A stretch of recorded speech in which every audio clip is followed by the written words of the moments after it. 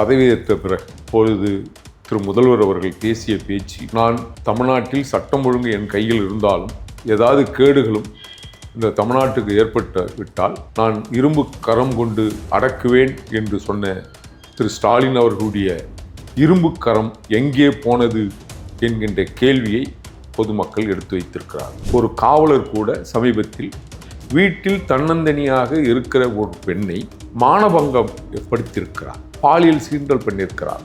வேலியை பயிரை மேய்கிற விதத்திலே அந்த காவல்துறை அந்த பெண்ணை தன்னந்தனியாக இருக்கிற பெண்ணை காவல்துறையை இன்றைக்கு செஞ்சிருக்கிறார். சுதந்திரமாக பெண்கள் நடமாட முடியாத ஒரு சூழல் ஏற்பட்டிருக்கு என்று சொன்னால் இன்றைக்கு தன்னை அப்பா அப்பா என்று கூப்பிட சொல்கின்ற ஒரு முதல்வர் அவர்கள் அந்த அப்பா என்ற சொல்லையே கேலிக்குறியாக நகைச்சுவையாக மாற்றி இருக்கிறது. சிறுவர்களை கூட்டு புகைப்படம் எடுப்பதற்கும் வீடியோ எடுப்பதற்கும் நேரம் இருக்கிற முதல்வருக்கு திரைப்படம் பார்த்து கருத்து சொல்கிற நேரம் இருக்கிற இந்த முதல்வருக்கு தன்னால் இந்த சமூகத்தில் இந்த திறனற்ற ஆட்சியால் நடக்கிற கொடுமைகளை நேரடியாக ஊடகவியலாளர்களை சந்தித்து கருத்து சொல்ல முடியாத இந்த முதல்வர் அவர்கள் அதிகாரிகளை விட்டு கருத்து சொல்ல வைப்பது என்பது இது உண்மையிலேயே இவர் முதல்வர் தானா? சித்திரை ஒன் மீடியா நேயர்களுக்கு வணக்கம். இன்று தமிழர் சேனை கட்சியின் நிறுவனர் எரிமலை ராமச்சந்திரன் அவர்கள் தான் நம்மளோட இணைஞ்சிருக்காரு. வணக்கம் சார். வணக்கம்மா. 2026 சட்டமன்ற தேர்தலுக்கான தேதியை அறிவிச்சிருக்காங்க. இந்த நிலையில் IANS மற்றும் மேட்ரிசைஸ் அப்படின்ற நிறுவனம் பார்த்தீங்கன்னா ஒரு கருத்து கணிப்பு நிறுவப்பட்டிருக்கு. அதில் அதிமுக முன்னிலையில் இருக்குது, திமுக 2வது இடத்துலையும், தாவேகா 3வது இடத்துலையும் இருக்குது. ஸோ இப்படி இருக்கும்போது எந்த கூட்டணி பலமாக இருக்குது, எது வெற்றி பெறும் சார் 2026? இல்லை, அவங்க சரியாக தானே சொல்லியிருக்காங்க. இன்னும் கூட்டணிக்குள் குழப்பம் இருக்கிற ஒரு கூட்டணியாக திமுக தலைமையில் கூடியிருக்கிற கொள்கையில்லா கூட்டணிக்காரர்களும் ஒன்று சேர்ந்து இன்றைக்கு சீட்டுகளில் பங்கு பிரிப்பதில் குழப்பம் ஏற்பட்டு இன்றைக்கு குழம்பி கொண்டிருக்கிறார்கள். ஆனால் அனைத்து இந்திய அண்ணா திராவிட முன்னேற்ற கழகத்தினுடைய தலைமையில் புரட்சி தமிழர் அண்ணன் எடப்பாடியார் தலைமையில் இணைந்திருக்கிற கூட்டணி கட்சிகள் எல்லாம் வலுவாகவும் பெரும்பான்மை சமுதாயத்தை உள்ளடக்கிய கூட்டணியாக இங்கு இருக்கிறார்கள்.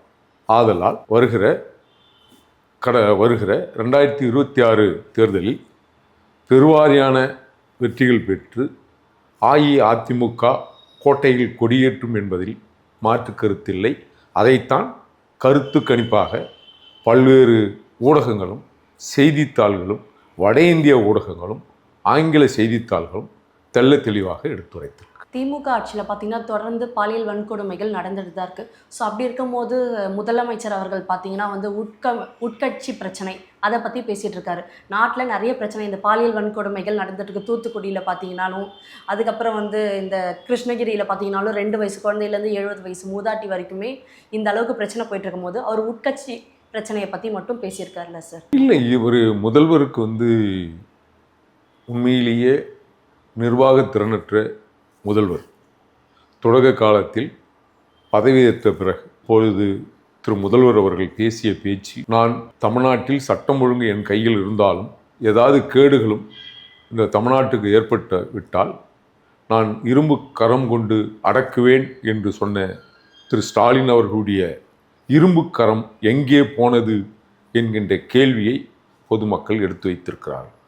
ஏன் என்று சொன்னால் யாருமே அறியாத ஒரு பாலியல் பலாத்காரம் நடந்திருக்கு அப்படி என்றால் அது 2 விதமாக, யாருமே சிந்திக்க முடியாத, செய்ய துணியாத, மனசு பதைக்கிற ஒரு பாலியல் பலாத்காரம் என்பது பால் மனம் மாறாத பிஞ்சு குழந்தையை இன்றைக்கு ஒரு திமுக பிரமுகரால் பாலியல் பலாத்காரம் செய்யப்பட்டிருக்கிறார். உயிர் இழந்திருக்க அந்த குழந்தை. அது மட்டும் இல்லாது ஒரு முதியவரை அடித்து விட்டு அந்த மூதாட்டியை, கிட்டத்தட்ட 70 வயது மதிக்கத்தக்க ஒரு மூதாட்டியை பாலியல் பலாத்காரம் செய்கிறார்கள் என்றால் இவர்கள் எல்லாம் மனசாட்சியை எங்கே அடகு வைத்திருக்கிறார்கள்? மனசாட்சி இல்லாமல் ஈரக்குலை நடுங்குகிற அளவுக்கு இன்றைக்கு விளாத்தி குளத்திலே 14 வயது ஒரு சிறுமியை பலாத்காரம் செய்து வெட்டி கொலை செய்யப்பட்டிருக்கிறார் என்ற செய்தி மிக அதிர்ச்சி அளிக்கிறது. அது மட்டும் அல்லாது மதுராந்தக பகுதியில் 14 வயது ஒரு 12ஆம் வகுப்பு மாணவியை கூட கூட்டு பாலியல் பலாத்காரம் செய்திருக்கிறார். அதை தாண்டி இன்றைக்கு தொடர்ச்சியாக ஒவ்வொரு நாளும் அது பாலியல் பலாத்காரம், கூட்டு பாலியல் பலாத்காரம் செய்து கொண்டிருக்கிறார்கள். இது என்ன, இதைவிட கேடு என்ன என்று சொன்னால், விமானத்தில் பறக்கிற பணிப்பெண்களுக்கு கூட பாதுகாப்பு இல்லாத ஒரு நிலை இன்றைக்கு இருக்குது. அது விமானத்தில் அந்த பணிப்பெண்ணுக்கு பாலியல் தொந்தரவு சீண்டல் செய்தவர் கூட திமுக காரர் என்பதை நாம் யாரும் மறந்துவிட முடியாது. அது மட்டும் அல்லாது ஒரு கல்லூரியில் தன்னுடைய படிப்பு விஷயமாக கல்லூரிக்கு வந்த ஒரு மாணவியை அவதூறாக ஒரு செய்தியை படம் வெளியிட்டு அந்த பெண்ணை கூட்டு பாலியல் பலாத்காரம் செய்திருக்கிறார்.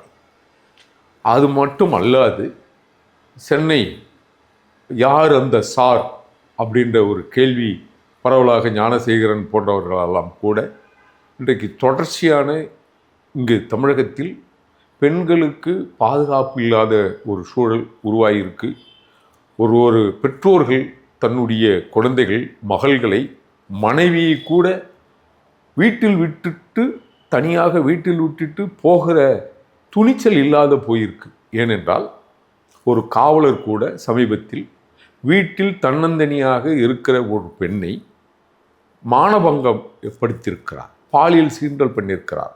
வேலியை பயிரை மேய்கிற விதத்திலே அந்த காவல்துறை அந்த பெண்ணை, குடும்ப பெண்ணை, தன்னந்தனியாக இருக்கிற பெண்ணை காவல்துறையே இன்றைக்கு செஞ்சிருக்கிறார். அது மட்டும் அல்லாது ஒரு காவல்துறை அதிகாரி இப்போது தண்டிக்கப்பட்டிருக்கிறார். எப்படி என்று சொன்னால், தன்னோடு சக ஊழியர்களாக இருக்கிற காவலரை கூட இன்றைக்கு பாலியல் சீண்டலுக்கு உட்படுத்தப்படுகிறார்கள் என்று சொன்னால், இது எதை காட்டுகிறது என்று சொன்னால், தமிழகம் என்பது ஒரு காலத்தில் பெண்களுக்கு பாதுகாப்பு அரணாக இருந்த இந்த தமிழகம், பெண்களை தெய்வமாக வணங்கிய இந்த தமிழகம், நதிகளை கூட பெண்கள் பெயரில் வைத்து வணங்கிய இந்த தமிழகம், கற்புக்கரசி கண்ணகி வாழ்ந்த இந்த மண்ணில் இன்றைக்கு இப்படிப்பட்ட அவல நிலை நடந்திருக்கிறது. ஒரு காலத்தில் கர்ப்பிணி பெண்ணாக இருந்து சுதந்திர போராட்டத்திற்காக வெள்ளையனையை வெளியேற்ற வேண்டும் என்பதற்காக 6 மாதம் கர்ப்பிணியாக இருந்த அஞ்சலையம்மாள் போன்றவர்கள் வாழ்ந்த இந்த மண்ணில் மொழி போராட்டத்திற்காக தன் சத்தியாகிரகத்தை, இந்திய எதிர்ப்பு போராட்டத்தை துணிந்து நடத்திய அன்னை மீனம்பாள் சிவராஜ் அவர்கள் வாழ்ந்த இந்த மண்ணில் திராவிட இயக்கங்கள் தோன்றுவதற்கும் திரு கருணாநிதி முதல்வர் ஆவதற்கும் துணை நின்ற அன்னை சத்தியவாணி முத்து போன்றவர்கள் வாழ்ந்த இந்த மண்ணில் ஆண்களுக்கு நிகரான கல்லூரிகளில் சம ஊதியம் வழங்க வேண்டும் என்று சொல்லி இழவு போராட்டம் நடத்திய அன்னை தரும்பாம்பாள் வாழ்ந்த இந்த மண்ணில் இன்றைக்கு சுதந்திரமாக பெண்கள் நடமாட முடியாத ஒரு சூழல் ஏற்பட்டிருக்கு என்று சொன்னால், இன்றைக்கு தன்னை அப்பா அப்பா என்று கூப்பிட சொல்கின்ற ஒரு முதல்வர் அவர்கள் அந்த அப்பா என்ற சொல்லையே கேலிக்குறியாக, நகைச்சுவையாக மாற்றியிருக்கிறது என்று சொன்னால், இந்த திறனற்ற முதல்வருடைய கையாலாகாத தலைமை இதற்கு காரணம். இவ்வளோ பிரச்சனைகள் நடந்திருக்கு, இதுக்காக குரல் கொடுக்காத அவர் உட்கட்சி பிரச்சனையை பற்றி மட்டும் பேசிட்டு இருக்காருல்ல சார்? இது உள்கட்சி பிரச்சனையை பேசுவதில் என்பது இந்த செய்திகளை மடைமாற்றம் செய்வதற்காக மக்கள் நினைவில் வைத்து கொள்ளாத அளவுக்கு இங்கு பெண் குழந்தைகள் பாதிக்கப்படுகிறது, 2 சிறுவர்களை கூட்டு புகைப்படம் எடுப்பதற்கும் வீடியோ எடுப்பதற்கும் நேரம் இருக்கிற இந்த முதல்வருக்கு, திரைப்படம் பார்த்து கருத்து சொல்கிற நேரம் இருக்கிற இந்த முதல்வருக்கு, தன்னால் இந்த சமூகத்தில் இந்த திறனற்ற ஆட்சியால் நடக்கிற கொடுமைகளை நேரடியாக ஊடகவியலாளர்களை சந்தித்து கருத்து சொல்ல முடியாத இந்த முதல்வர் அவர்கள் அதிகாரிகளை விட்டு கருத்து சொல்ல வைப்பது என்பது, இது உண்மையிலேயே இவர் முதல்வர் தானா? இந்த மக்கள் இவரை வாக்கு போட்டு நம்மை ஆள்வதற்கு தேர்ந்தெடுத்த இந்த மக்களை முட்டாளாக்கி இருக்கிறாரா என்ற கேள்வியும் ஐயமும் நமக்கு இருக்கு. வருகின்ற தேர்தலில் திமுக கூட்டணியினர் என்பவர்கள் தமிழ்நாட்டில் எந்த தொகுதிக்கும் வாக்கு கேட்டு போக முடியாது என்பது அச்சாரமாக விளாத்திக்குளத்தில் பொய்யை மட்டுமே பேசிக்கொண்டிருந்த திருமதி கனிமொழியை அடித்து விரட்டுகிற ஒரு நிலை ஏற்பட்டிருக்கு அப்படி என்று சொன்னால் காரணம் இங்கு பெண்களாலே பெண்கள் நிம்மதியாக வாழ முடியவில்லை. ஒருபுறம் மது போதை வஸ்துக்களால் இந்த தமிழகம் பாதிக்கப்பட்டிருக்கிற இந்த தமிழகத்தில் வாழ்கின்ற மக்கள் ஏழை எளிய மக்களுக்கு வெறும் இலவசங்கள் என்ற பெயரில் அறிவிக்கை மட்டும் கொடுத்துவிட்டு இந்த மக்களை ஓட்டு வாங்கி விடலாம், ஏமாற்றி விடலாம், பொய்யான வாக்குறுதிகளை கொடுத்துவிட்டு நாம் நகர்ந்து விடலாம் என்ற கங்கணம் கட்டிக்கொண்டு திமுக கட்சியில் இருப்பவர்கள் எல்லாம் இன்றைக்கு செயல்பட்டு இருப்பது பார்த்தால் அவர்கள் இந்த தமிழ்நாட்டில் நடக்கிற அவலங்களை திசை மாற்றம் செய்வதற்காகத்தான் உள்கட்சி பிரச்சனையை பேசிக்கொண்டிருக்கிறார்களே தவிர இவர்கள் மக்கள் பிரச்சனையை பேசுவதற்கு தயாராக இல்லை. அதனால் இந்த ஆட்சி என்பது தமிழ்நாட்டினுடைய இருண்ட காலம் என்பதை நாம் பொருள் கொள்ள வேண்டும். என்டிஏ கூட்டணியிலே விஜய் அவர்கள் இணைவார் அப்படின்ற போயிட்டு இருந்த டாபிக் வந்து இப்போ பார்த்தீங்கன்னா இது எல்லாமே வதந்தி தான் அப்படின்ட்டு நிர்மல்குமார் அவர்கள் சொல்லியிருக்காருல்ல சார். ஸோ இதை பற்றி சார் இல்லை, இது தொடக்க காலத்தில் இருந்தே திரு நிர்மல்குமார் அவர்கள் சொல்லி வந்து கொண்டிருக்கிறார்கள். என்ன என்றால், தனித்து நிற்கப் போகிறோம், அதிகாரத்தில் பங்கு ஆட்சியிலும் பங்கு, நாங்கள் கூட்டணிக்காக யாருடனும் பேசவில்லை என்பதை தெள்ள தெளிவாக தாவேகாவினுடைய இணை செயலாளரும் ஊடகவியலாளருமான சிடிஆர் நிர்மல்குமார் அவர்கள் தெள்ள தெளிவாக சொல்லியிருக்கிறார். இந்த திமுக ஊடகங்கள் திட்டமிட்டே அவர்கள் டெல்லி பயணிக்கின்ற பொழுது மது பாட்டில் இருந்ததாகவும் கத்திரிக்கோள் இருந்ததாகவும் ஒரு பொய்யான பரப்புரையை தாவேகா மீது இவர்கள் ஒரு பொய்யான கட்டுக்கதைகளை இந்த ஊடகங்கள் செய்திருக்கிறது. இவர்கள் யாரும் முன்பின் விமானத்தை பார்க்காதவர்கள் இல்லை என்பதே இவர்களுக்கு தெரியவில்லை என்றால், அந்த விமான நிலைய சட்ட திட்டங்கள் தாவேகாவில் இருந்து பயணித்த திரு ஆதவ அர்ஜுனா, திரு விஜய், திரு சிடிஆர் நிர்மல்குமார் அவர்களும் எல்லாம் விமானத்தில் பயணிப்பது புதிதில்லை, விமான நிலைய கட்டுப்பாடுகளை நன்கு அறிந்தவர்கள் என்பதை கூட தெரியாமல் இந்த வதந்தி பரப்புகிற இந்த திமுக ஊடகவியலாளர்கள் பொய்யான செய்தியை பரப்பியிருக்கிறார்கள் என்றால் அது தாவேகாவின் மீது அவர்கள் அச்சப்படுகிறார்கள் என்றதான், அவர் அச்சத்தினால் இதுபோல செய்திகளை பரப்பி கொண்டிருக்கிறார்கள் என்பதை நாம் புரிந்து கொள்ள வேண்டும். இப்போது நியூஸில் பார்த்தீங்கன்னா அந்த தேவா அப்படின்ற 2 பசங்க கூட ரீல்ஸ் எடுத்து போட்டிருந்தாரு. அந்த பசங்க கேட்கும் போது ஏதாவது கருத்து சொல்லுங்கள் அப்படின்னு முதலமைச்சர் கிட்ட கேட்கும் போது நல்லா படிங்க அப்படின்ற மாதிரி அவர் சொல்கிறாரு. இப்படி இருக்கும்போது அரசு பள்ளியிலலாம் பார்த்தீங்கன்னா வந்து போதை கலாச்சாரம்ன்றது இன்னுமே அதிகரிச்சுட்டு தான் இருக்குது. ஸோ இப்படி இருக்கும்போது அந்த மாணவிகள் எந்த அளவுக்கு பாதிக்கப்படுறாங்க? இல்லை, திரு ஸ்டாலின் அவர்கள் நீங்கள் மது பக்கம் போகாதீங்கள் அப்படின்னு சொல்லுவார். கடைசி வரைக்கும் முதல் கையெழுத்து மது விலக்கென்று கனிமொழி சொன்ன அந்த பேனாவை எங்கு மறைத்து வைத்திருக்கிறார், எங்கு தொலைத்து விட்டார் என்றே தெரியாத நிலை இருக்கு. ஆக மதுவுக்கு அடிமையாகாதவர்கள் என்று சொன்ன திரு ஸ்டாலின் அவர்கள் இன்றைக்கு நீங்கள் நல்லா படியுங்கள் என்று சொல்வது கூட இன்றைக்கு தமிழ்நாட்டில்தான் அதிகமான இடங்களில் உணவு அந்த சமையல் இதில் கிட்டத்தட்ட கோவை பக்கத்திலிருந்து 43 குழந்தைகள் வாங்கி மயக்கத்தில் பாதிக்கப்பட்டிருக்கிறார். அது ஒரு பள்ளி மட்டுமல்ல, தொடர்ந்து பல பள்ளிகளில் பள்ளி விடுந்த உணவை உண்டு பல பள்ளிகளில் குழந்தைகள் வாந்தி மயக்கத்திற்கு ஆட்பட்டிருக்கிறார்கள். இந்த முதல்வர் ஆட்சியில்தான் பல பள்ளிகளில் சுவர் இடிந்து விழுந்து, கொட்டாய் இடிந்து விழுந்து, சரியான கழிவறை கதவுகள் இல்லாத அரசு பள்ளிகள் இயங்குகிற ஒரு அவல நிலை இங்கு இருக்குது. அதனால்தான் பெற்றோர்கள் தனியார் பள்ளிகள் அதிகம் பெருகுவதற்கு காரணமே இந்த திராவிட மாடல் திட்டமிட்டே அரசு பள்ளிகளை சீரமைக்காமல் ஒழுங்கான கல்வி கற்பிப்பதற்குண்டான சூழலை ஏற்படுத்தி கொடுக்காமல், இந்த மாணவர்களை படிக்க விடாமல் மது போதையிலே மூழ்க செய்வதற்குத்தான் இவர்களுடைய திட்டமாக இருக்கிறது. ஏனென்றால் அதிகமாக பள்ளிகளில் எங்குமே பாடம் நடத்தப்படவில்லை. காரணம், மாணவர்களை அடித்து திருத்துகிற ஆசிரியர் பெருமக்களை மாணவர்களை கத்தி எடுத்து குத்துற ஒரு நிலை இங்கே உருவாகி இருக்கு. தாராளமாக இங்கு கஞ்சா புழக்கத்தில் இருக்கு, அங்கே மது போதை பழக்கம் இருக்கு.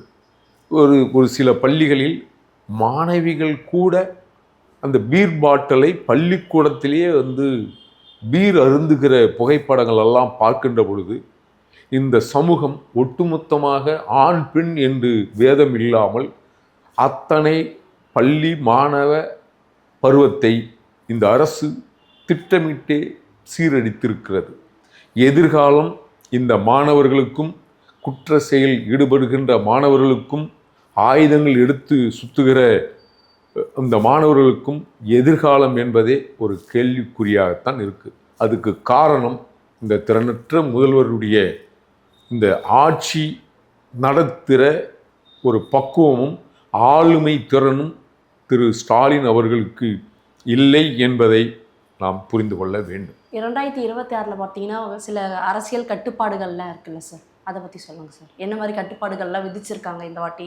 அடுத்து என்ன நிகழப்போகுது அரசு? இல்லை, கட்டுப்பாடுகள் எப்பவுமே வழக்கம் போல் வைக்கிற கட்டுப்பாடுகள் தான். தேர்தல் ஆணையம் பேனர் வைக்கக்கூடாது. நேற்று கூட தேர்தல் அறிவிப்பு வந்த பிறகு தலைமைச் செயலகத்தில் இருந்த திரு ஸ்டாலின், கருணாநிதி போன்றவர்களுடைய புகைப்படங்கள் எல்லாம் கூட, பேனர்களெல்லாம் கூட அப்புறப்படுத்தப்பட்டிருக்கிறார்கள்.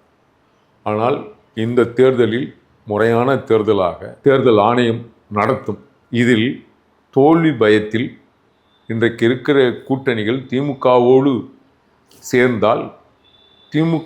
சேர்ந்தால் நம்ம கண்டிப்பாக தோற்று விடுவோம், கொள்கை நீர்த்து போனவர்களாக இன்றைக்கு கம்யூனிஸ்ட் கட்சிகளும் மதிமுக போன்ற கட்சிகளும் இங்கு இருக்கு. காரணம், 3-4 சீட்டு கொடுத்த வைகோ அவர்களுக்கு 3 சீட்டு உதயசூரியன் சின்னத்தில் நிற்க சொல்வது என்பது திமுகவினால் இந்த 5 ஆண்டுகளில் தான் செஞ்ச சாதனைகளை மக்களுக்கு எடுத்து சொல்ல முடியாத காரணத்தினால் அவர்களை ஏமாற்றி இப்படிப்பட்ட உதயசூரியன் சின்னத்தில் வாக்கு கேட்க திரு வைகோ போன்றவர்களுக்கெல்லாம் நிர்பந்தத்தை ஏற்படுத்தி இந்த குறையான ஆட்சியினுடைய பெரும் கடன் சுமையை வாங்கி எந்த ஒரு திட்டமும் நடக்காமல் எல்லா துறைகளிலும் பெரும்பாலான பல்லாயிரம் கோடிகள் ஊழல் செய்த பட்டியலில் கூட திரு எதிர்க்கட்சி தலைவர் அண்ணன் எடப்பாடியார் கவர்னரிடமே கொடுத்திருக்கிறார். அப்படி என்றால் இது இந்த துறைதான் என்பது இல்லை. ஒரு குறிப்பாக ஒரு மேற்கோளுக்காக ஒரு செய்தியை சொல்கிறேன். திரு நேரு அவர்கள் வேலைவாய்ப்பு என்ற பெயரில் கிட்டத்தட்ட 1000 கோடி ரூபாய் ஊழல் செய்திருக்கிறார். எப்படி செய்திருக்கிறார் என்று சொன்னால், ஒரு நபருக்கு 30-35 லட்சம் ரூபாய் பணத்தை பெற்று அரசு வேலை கொடுத்திருக்கிறார். ஆக அந்த பணம் கொடுத்து லஞ்சம் கொடுத்து வந்த அந்த அதிகாரிகளாகட்டும் ஊழியர்களாகட்டும் அவர்களிடத்தில் எப்படி நேர்மையை நாம் எதிர்பார்க்க முடியும்? அப்படி என்றால் ஊழலுக்கு வித்திடுகிற விதமாக இந்த அரசு எல்லா துறையிலையும் இவர்கள் செய்து கொண்டிருக்கிறார்கள். பல டெண்டர்களில் ஊழல் செய்திருக்கிறார்கள். தரமற்ற சாலை வசதி செய்திருக்கிறார்கள். ஒன்றுமே இந்த அரசு என்பது ஒரு இயக்கம் இல்லாத அரசு. இந்த அரசு என்பது மக்கள் விரோத அரசு. இந்த அரசு என்பது வாழ தகுதியற்ற மாநிலமாக இன்றைக்கு தமிழகம் மாறிப்போய் இருக்கு. இதை அடுத்து வருகிற ஆட்சிக்கு பல்வேறு பெரும் சுமையை இந்த ஆட்சி விட்டு செல்கிறது என்பதை நாம் பார்க்க முடிகிறது. அரசியலை குறித்து பல சுவாரஸ்யமான தகவல்களை பகிர்ந்தமைக்கு நன்றி. நன்றிமா.